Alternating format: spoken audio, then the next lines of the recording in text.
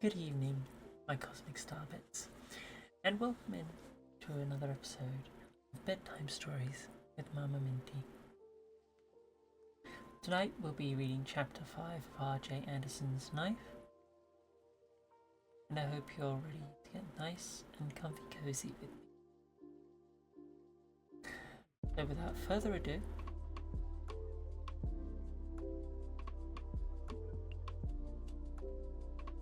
"This will hurt a little," warned Valerian, her scissors poised above the line of stitches in Knife's arm. "It can't hurt any worse than it did when you put them in," said Knife. "So go on." Valerian sighed and set to work with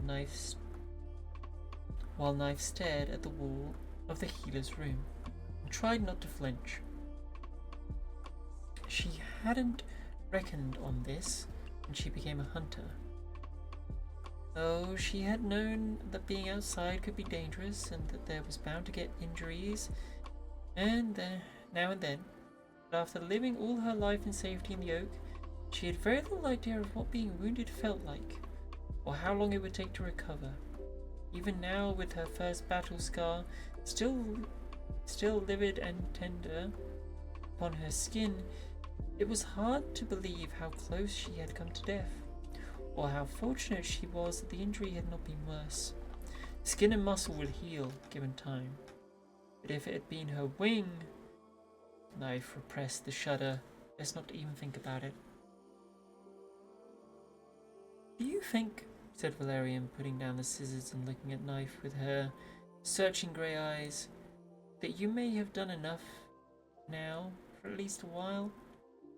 "Done enough what?" Knife said, not quite meeting the healer's gaze. She hopped off the table and stretched her arm experimentally. The skin pulled a little, but it already felt better without the stitches. Valerian wiped her hands on a towel and began untying her apron. "I think you know what I mean, Knife. Not that I mind having new and interesting injuries to treat, but if you wanted everyone in the oak to know that you're a good hunter, I think you've already proved them quite significantly." Knife blinked. Was Valerian actually trying to have a conversation with her? The idea was so bizarre and so unfae-like that it took her a moment to think of a reply. "I know that," she said. In fact, she'd known it for some time, for as soon as the news that she had killed a crow reached the rest of the Oakenfolk, they had become much more respectful towards her. It had taken them a few days to adjust to her new name, but not even Mallow dared to order her about anymore. "Then why," asked Valerian in a voice edged with impatience, "do you keep taking such terrible risks?" There was no easy way to answer that question. Because I have to," Knife replied, and it was true, although she knew Valerian would never understand. How could she explain to someone who had spent decades quietly holed up in the oak, content with her books, her surgeon's kit, that being a heartbeat from death was the only way to truly feel alive?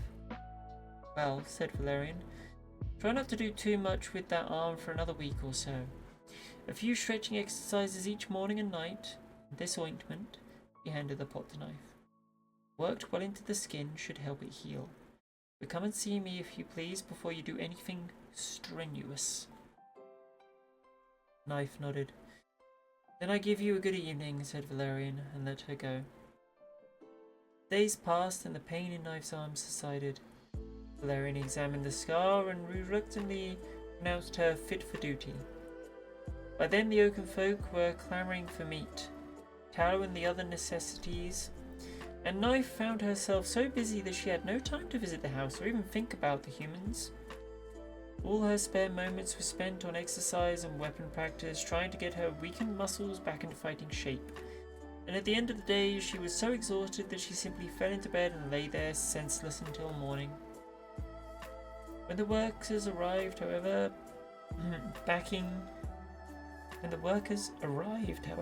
oh, excuse me. Little bit of a crack in the voice there.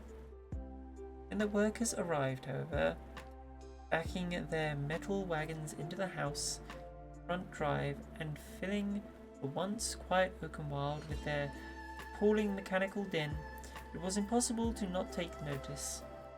At first the Oakenfolk were terrified, and it was all the Queen herself could do to reassure them. Then, as the pounding and screeching went on day after day, their fear turned to resignation and finally to impatience.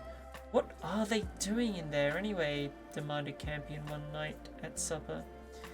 "Knife, you should know if anyone does. Have you seen anything?" Knife was tempted to ask the librarian what she was preparing to offer in exchange for the knowledge, but she knew bargaining would be futile when she had so little information to offer. "They're changing the inside of the house," she replied shortly, helping herself to a third serving of roasted finch and shoving the empty platter back along the table. "What for?" "I don't know." She had watched the downstairs bathroom being gutted. She had also noticed that the study had been moved to the upper floor, but the humans, her humans, were still away from the house more often than not, so she had no idea why these drastic changes were being deemed necessary. "So many humans in the Oakenwild now," said Lyndon. One of the gatherers with a shudder. "Too many." "They'll be gone soon enough," came Fawn's voice flatly from the end of the table. "And your bleating isn't going to make them move any sooner now, is it?" She pushed back her bench and stalked away. "What's she so angry about?" asked Knife, but her only answer was a series of shrugs. Wink alone looked troubled by Fawn's outburst, but a moment later she returned to her meal as though nothing had happened, leaving Knife wondering if she'd seen the anxious look at all. Eventually, the commotion in the house subsided, and the workers packed up their wagons and drove away. Over the next few days, Knife made a survey of the renovations and found that the footsteps had been replaced by a wooden ramp, while inside the former study now contained a wardrobe, a chest of drawers, and a double bed. The workers seemed to have done something to the stairs as well, but as no window overlooked the staircase, Knife could not be sure. All that noise, all that fuss, why? Fortunately, she did not have to wait long for an answer. That night, George and Beatrice returned to the house together, and Knife crouched beside the back door, watching and listening. He'll be out on the 5th, said the man methodically, buttering a scone. His wife stopped with her teacup halfway to her mouth. "He said that?" "They told me when I stopped to see him in today. But he didn't speak to you." George's jaw tightened. "No." "You told him he's coming home?" "I told him. He just looked at me." Trees lowered her head, the lines around her mouth deepening. "He'll be alright once he gets here," said her husband. "You'll see." "It'll be nice," said Beatrice, with desperate brightness, "to have him home again, won't it?" "Yes," said George with a thin voice. "Very nice." "You're wanted by Her Majesty," called Bluebell from the top of the spiral stair, and Knife, 4 turns down on her way to breakfast, stopped short. "What?" she said. "I said the Queen wants to see you. At once!" Grudgingly, Knife turned around and trudged up the landing where Bluebell stood. "Why?" she asked. Bluebell ignored the question. Instead, she walked briskly along the corridor, pulled aside the curtains, and unsheathed the knife into Queen's private audience chamber.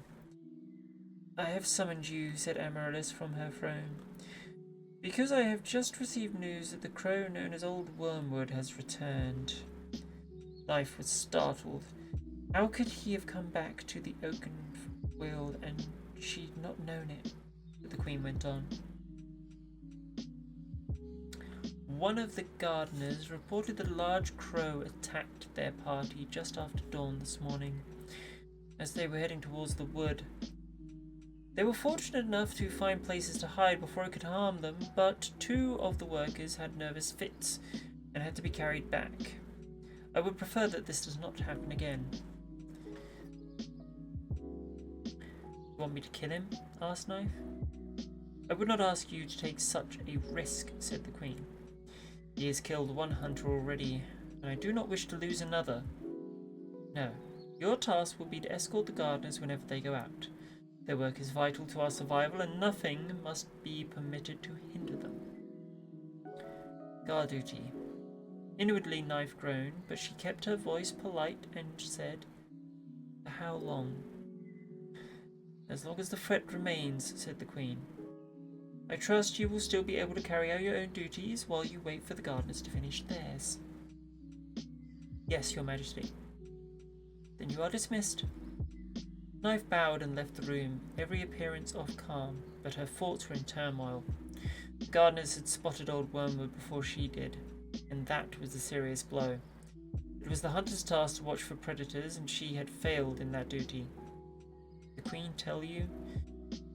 said a timid voice at her elbow, and Knife turned to see Holly, chief gardener, standing there. "About old Wormwood?" "Yes." "He's huge." Her eyes were haunted. "And fast. I've never seen a crow move that fast before. He pecked a hole straight through Lyndon's basket." She shuddered visibly before going on. "So will you be coming with us tomorrow?" "The others, we all want to know." "I'm coming," said Knife. "You'll meet us at sunrise? And you'll stay with us all the way through the forest and back again?" "I'll bring my bow," Knife told her, "and I'll keep a close watch. I won't let the crow get near you." Colour rushed back into Holly's face. A pink wave of relief. She bobbed a curtsy and hurried back down to the spiral staircase. Knife followed in a gloomy silence, fingers drumming on the sheathed blade by her side. There was no help for it. Her duty was clear. She must put curiosity about the humans aside and concentrate on the task the Queen had given her. The double load of work would be exhausting, and now it might be weeks before she found out what happened to Paul. It would be so much easier if she could put the humans out of her mind, convince herself that they didn't matter. But she couldn't forget the woman's stricken face, or the man's voice cracking at the words "very nice." Perhaps she was getting too attached to the humans. For the next few days, Knife carried out the Queen's command, watching over the gardeners as they worked. Once she had seen them safely across the open field, she busied herself with her own duties. Hunting, and when they foraging and dressing her kills while they were unloading their baskets at the oak. All the while she kept an eye out for old Wormwood. There were no signs of him. Sometime during the week, though when exactly, Knife never knew, Paul arrived to the house. Despite her wariness, Knife did everything she could to catch a glimpse of him, but he always seemed to be in his room with the curtains drawn, or the lights turned out, or both. "He doesn't say a word to me all day," Beatrice sobbed. "Never a single word. He looks through me like I'm not even there." "There's no excuse for it," her husband said, setting down his cup of tea with unnecessary force. "There's nothing wrong with his tongue or his brain. It's just stubbornness, that's all." "George, don't," implored the woman. "Be patient with him. He's been through so much. We don't know what might be wrong." "And I don't even know what he looks like," thought Knife. A blight on old Wormwood and the Queen and all her precious gatherers too. This has been the longest week of my life. That week, however, came to an abrupt and spectacular end when Knife, with 8 weary gardeners in tow, climbed up the slope of the old Oaken Wild's west border to find a peculiar obstacle blocking their way to the oak. Through a gap in their hedge, Knife glimpsed a flash of sunlight on polished metal. The black edge curve of an enormous wheel with a chopping motion, she directed the others to lie flat and crawled beneath the bushes to examine the monstrous machine more closely. She assumed it was some new gardening tool that the humans had left on the lawn, but as soon as she emerged from the hedge, she realized her mistake. Great Gardener, it's him. He sat upon a silver throne, a book laid open on his knees. A young king. Uncrowned and plainly dressed, he was slim, with broad shoulders and long arms, wiry with muscle. And I thought he must be nearly as tall as his father. When he stood, wind blew his pale hair across his brow. He shook it back with an impatient movement of his head and froze, staring at her, at Knife. She couldn't move, her mouth worked wryly. Her hand quivered on the hilt of her dagger, her hip. All the while, those blue eyes regarded her unblinkingly. While wonder dawned on Paul McCormick's face, she was only just out of reach. One lunge would put her in his grasp, but he did not move. "Oh!" came a shrill cry from the direction of the house. He turned his head towards the sound, and the spell shattered. Knife dived back through the hedge to find the shivering gardeners waiting for her. "I'm coming to bring you in," Beatrice shouted across the lawn. "It's time for tea." "What do we do?" whimpered Clover, her nails digging into Knife's arm. Knife grimaced and shook it off. "Just wait," she breathed. "He'll be gone in a moment." They all went still, listening to the crunch of footsteps on the freshly mown grass. Just visible on the other side of the hedge, the woman's stocking-clad legs appeared. "There now," she said, and the wheels of the silver throne turned towards the house. "You were right beside him," whispered Holly in Knife's ear. "So close to a human. Weren't you afraid?" "No," said Knife.